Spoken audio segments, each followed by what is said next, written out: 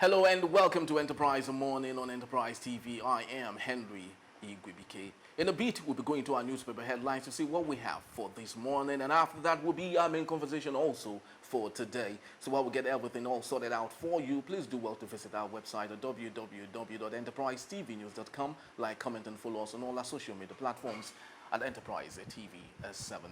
With me today in the studios to peruse on our newspaper headlines and see what we have this morning is Barrister Tunji Abdulhamidi. He is a barrister at law and also a public affairs commentator. Good morning to you, Barrister. Good morning and thank you for having me. And welcome to Enterprise Morning today. Thank you. All right, so quickly let's start off with the Punch newspaper. And the banner headline here says, Budget Pardon Controversy. Ranking senators get 17 billion naira constituency votes. Ningi suspended. And the writer there says senators got 500 million votes each, says Jarigbe. Ningi resigns as Northern Caucus chair. And also the we have here Obeyemi says 500 million for constituency projects, alleges some lawmakers plotting Akpabio's removal. And also we have on the top strip of the same newspaper, Tinubu seeks Ramadan prayers, Jigar slashes working hours for the workers. Federal government probed 107 universities over fake degrees. And also we have an image here where we have Army bust illegal gun factory in Delta, arrest 8. Barrister, let's take a look at this issue. Of course, it's big news right now that Senator Ningi has been suspended for his allegation of budget pardon on the budget. And of course, it has raised lots of smoke in the air, and it still continues. But right now, we have the issue of ranking senators getting 17 billion naira constituency votes. Now it's coming from another senator. Now, do you think it's possible that possibly Ningi will be vindicated in all of this? Yeah, I have that belief that it's a matter of time that this may come to pass. You will recall that when the governor of Edo State raised alarm regarding former CBN governor printing money, he was lambasted, he was castigated, he was called names, he said he was ranting because of an opposition. He's trying to just make people go against the government. He was working for PDP and this and that. At the end of the day, after the end of the regime, everybody that castigated him that time, everybody that claimed he was playing oppositional game, are now making reference to what he said and are now relying on it to now fight the CBN governor to say this was being paid. So that's Nigeria for you. You see, the Senator Ningi is reaping the benefit of being of trying to say, I want to correct wrong, or I want to expose the corruption in our practice. So what you're saying is possible that what he is saying is true? Of course, it is to an extent. So we may not have that evidence with him in a way. Even for what happened yesterday, it's clear that what he's saying was those 500 million naira that has been budgeted per senator. Were they clearly stated? Were they clearly stated in that budget, in the budget, to say 500 million for ranking senators to do constituency projects? I'm not saying they are giving them the money because they will come out and say we did not collect money. Yes. Was there any specific mentioning that 500 million naira will be given specifically to ranking senators to do not giving that projects worth 500 million naira will be assigned or allocated to ranking so-called, let me just use the word of Jarigbe, he said so-called ranking senators to do constituency project. If not for what happened yesterday, nobody will be aware that anybody has collected 500 million, a ranking senator has collected 500 million naira as constituency project. Such a minister, such a senator will come to his constituency, dig 2 or 10 boreholes, do one, do fuel solar lights, paint a school or two, and then people will be celebrating. That will not amount to 100 million. And people, so as long as we don't even have these details, there will be corruption.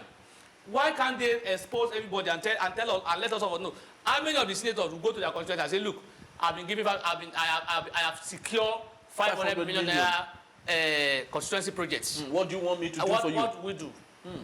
Or when was even that consultation done to know that 500 million naira is what will be required to do those projects? So when we do allocation for project that we don't even know yet, then you will see this kind of everything. So in a way, the man may be correct. Then you see what they did was to shift our attention from the main issue to other issues. You know, the issue is that there are allocations that has no traces, that are not linked with any project. Then they refused. They took us away from those areas. They saw what they are selling to us is about. He said there are two budgets. Even though he may have said that one, that should not be the most important thing. The selling point here is that there are money or figures without any project attached to them. So the question is, that's the issue we should be looking into, not whether or not the budget is 25 billion or trillion or 28 trillion, and what it was passed is 28 trillion. Yes, 28 trillion was passed. There are things in the budget that are not stated clearly, and the monies are being allocated. What are these money meant for? So the question now is, such money is the 500 million we're talking about. The man is talking about. But this exposure, let's be praying that they have more conflict within themselves, so that we'll hear more of this. But hearing it is not enough because we won't do anything about it. Yes, obviously. So, but at least knowing these facts will also help us in a bit. A senator who has been thinking that we'll just corner all the money before, will do one or two things now. To an extent, in the Nigerian factor, you say we want at all bad. So at least they will do that now. So what I'm saying is that look, with this the Ningi tool that did this exposure. Or the whistleblower in this regard did not do so because of the interest of the nation. Really? Yes, because the way he talked as well shows that he did it because he was not happy that maybe he was not carried along in some area. Oh, allegedly. Maybe he was not. He said it. He said, I was not giving this constituency. I was giving my constituency project was not more than 2 billion or so. How many did you say? And some people are collecting so amount. He said, mentioned big amount for some people, and he said his own is just little.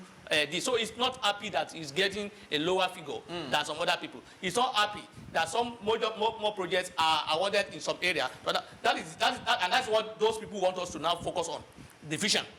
So they will now want us to see Jerigbe as pursuing, Ningi as pursuing agenda. Whether it's pursuing agenda or not, and Nigerians should not focus on that. Nigerians should focus on whether or not there are allocation that has no project attached to it. And I may have seen one. If anybody don't see one, I have seen one. This 500 million naira, where was they call it constituency project? Yes. What are the breakdowns? How do they arrive at it? Who and who collected the money? Until we have this in public, and that is when we'll get it right. Transparency. When you give it out and say, look, so amount of project has been allocated to so many people, or so have been allocated to senators for so project, and everybody is aware, and these are the projects to be done. Anybody will monitor it and be able to report whether or not those things have been done. As today now, I don't know what kind of project my senator want to do, that the money has been given to him as constituency project. I don't know about it. So I won't be able to even hold him to anything. Very true. Very, very true. So for me, we have seen something here. And it's sad again that, look, you are discouraging whistleblower in this country. And we talk about people should see something and say something. When you say something in some circumstances, you'll be punished.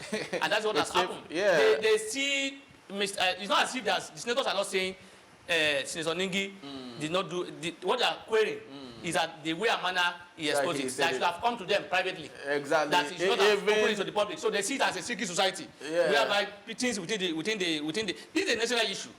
It should not be thing within the caucus of the National Assembly alone. Exactly. You can say some things out, in as much as you are not doing the wrong thing. If he says this out, what is it? They are now trying to cover it up by talking about the issue of he's trying to say that we are operating two budgets. That is what they're not using. So for me, even to buttress more on that, Adams Oshomole said that Senator Ningi stripped them naked. Yes, to me, he exposed them, and they don't want that. And that's why you can see there is no APC, PDP, or whatever in this issue because they are all benefiting from it. Exactly. So that's why they will not fight on the basis of he's a PDP man, he's an APC. Most of them are not saying that. Exactly. They are all, and you see again when they were doing the voting yesterday. If you notice very well, the nay have it. But the same president said the yes have it, the yes have it. Because when he said, you can see the say yeah or say nay, you can see the kind of note that we see. So I'm talking about when he wanted to be suspended, he was to be suspended, and they put it to vote. Those who said he should not be suspended are more than those who said, in my own opinion. But the Senate president has a gavel. I don't have a gavel. So he said that. So we see we are discouraging people who want to expose corruption. And when you discourage people who want to expose corruption, you will encourage more corruption in the system. The corruption that we are having today is because people who are being exposed are not being punished. In fact, sometimes those who have been exposed, the whistleblower becomes the victim at the end of the day. And that's what is discouraging us from getting results in our fight against corruption. Exactly. So quickly, let's move on to the next daily. This coming from the Guardian newspaper, and the banner headline still have it. Budget pardon. We are all culpable, and 500 million award to ranking senators on settle expose NAS rot. And also we have it here. Nigerians lament rising airfare as experts blame exchange rate for the problem. Bandits capture another 30 as IGP visit Kaduna State. Naira free fall, lean budget, hobble a Nigerian mission abroad. Senator, let's talk about our aviation industry. Nigerians are really crying and really lamenting on the issue of rising airfare in our country today. Before now, we used to have over 285 aircraft today in Nigeria, but right now we have less than 40 running across the skies in Nigeria. And to make matters worse, the aviation minister who went to France, went there and was rather marketing aircraft there instead of doing what had brought him to France. And so the question is, where do we find the solution to all of this? Where people whose responsibility is to ensure that things are done are really not doing anything, and we're leaving everything to the hands of agents who are rather saying that the currency is the reason why our flights and our tickets are very high. You see, you cannot separate the aviation industry from what is happening in Nigeria. They are not immune from the crisis in the country. The economy is so bad and it's everywhere. So if you are talking about one particular sector, talking about the hardship or the increase in the flight ticket or whatever, we are not being sincere to ourselves. They are not immune from the high cost of aviation fare. They are not immune from the cost of other the maintenance of their staffs, the salaries and all those things. The proposed increment in the salaries and all those things. They are there and they are bound to make money. They won't pay money from their own personal pocket. They will pay the money from the business, the business they are doing. So as it is today, as long as our economy is the way it is today, as long as we are still there's no stability in our exchange rates, as long as things are done the way it is done now, as long as those in charge don't even know their responsibility, we will continue to be in this quagmire that we have. The cost of it's not only the cost of flights. The cost of transportation is also high. Everything is high in this country. So it is not about just aviation. It's about everything. The economic hardship in the land affects everything that we are talking about here. Like I said, and there's no. I'm not seeing any program on ground towards resolving those crises. We are just hoping it will happen, like just a rocket science. We are not doing anything in that to bring it down. Although people are telling us we should give the government time. How much time they are asking us to give the government, I don't know. What the yardstick or the basics upon which we are going to give the time, I don't know. So I don't know what they are putting in place to say, look, if this germinates, when this become materialized, things will change. I'm not seeing those things on ground. I'm just seeing what I'm seeing at most times are some assault policies. The one that they will bring out today, the next week or a week after, it will be changed. That's what I'm seeing. So I'm not seeing I'm just seeing try and error from the government. So I'm not comfortable. I'm worried that things are the way it is. If care is not taken, I'm being told that a flight from Lagos to Abuja now, through and fro, is like 400,000 or so. That you see so many flight operators will park will close markets, and everybody will be forced to find an alternative. And unfortunately, our roads and there's no security on the road. People will be, it will affect businesses because people who want to do businesses will not travel, will not go anywhere. Everybody will be around because people will be afraid of the insecurity on the roads, and then they may not even go to where they want to go, and then there won't be buying and selling, there won't be transactions, and it will affect our economy, and it will be the way it is. Definitely. The government need to do things urgently to rescue this situation. Most definitely. So lastly, let's move on to the Nigerian Tribune newspaper, and we have it as our banner headline here: as alleged 3.7 trillion budget pardon, House senators nailed Ningi. And we have on the top strip of the same newspaper, economic crisis. Tinubu won't apportion blame, and that's coming from his vice Shatima. And also we have it here. A body of killed driver of kidnapped Ekiti school children recovered, and also at Ayedatiwa formally declares for Ondo governorship, while bandits demand 20 million in exchange for Sokoto Sangaya students.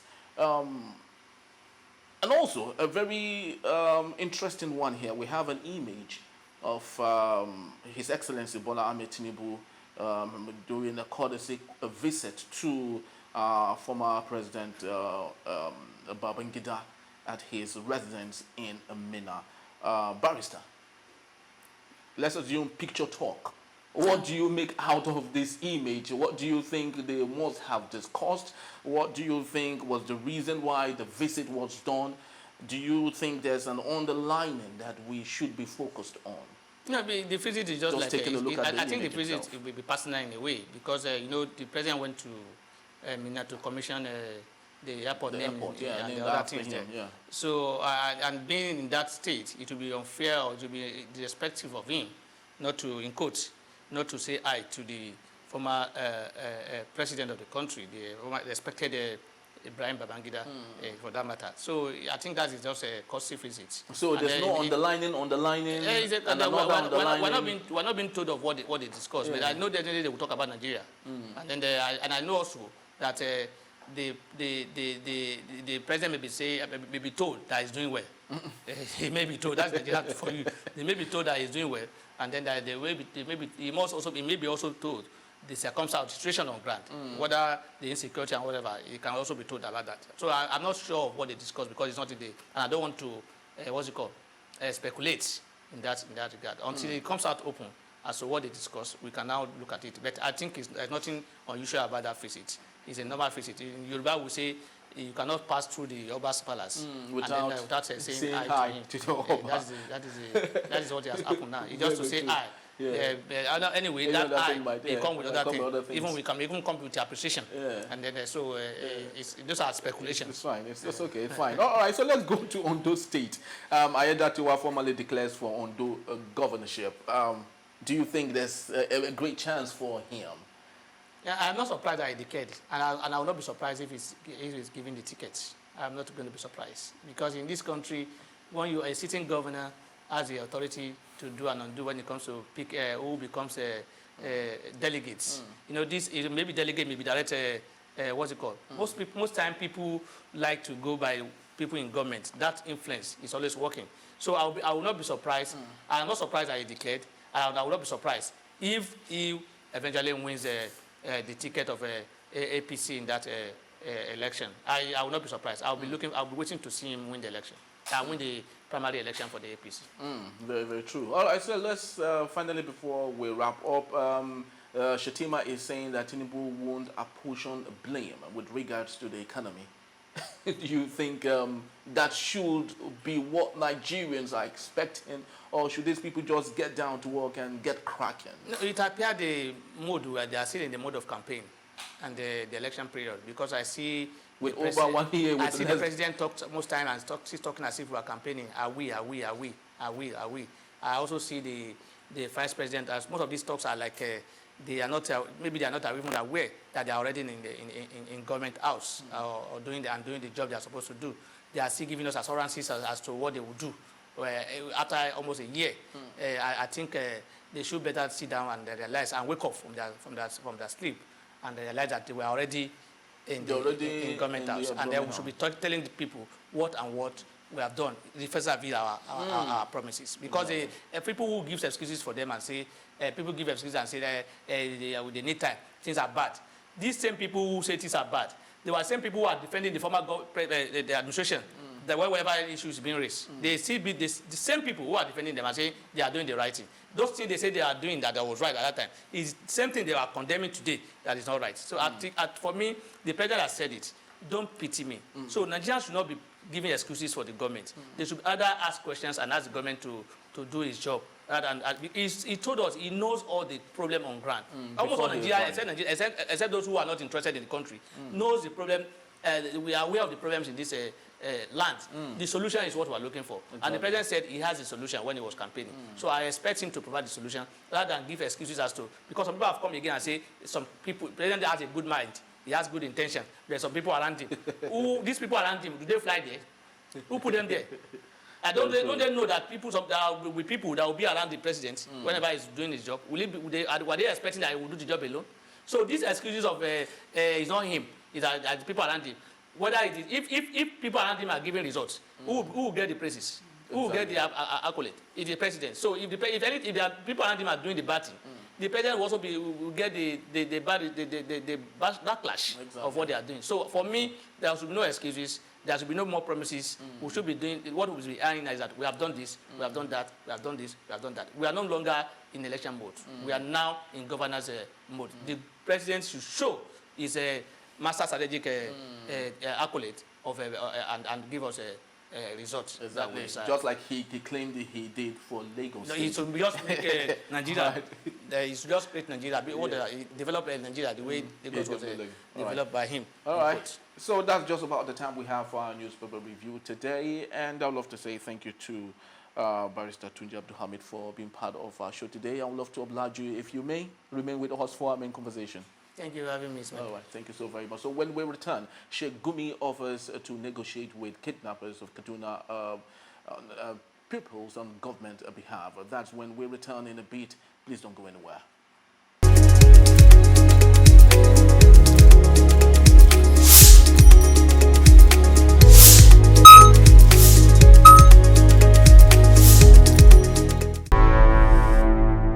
Enterprise TV, a tradition of truth.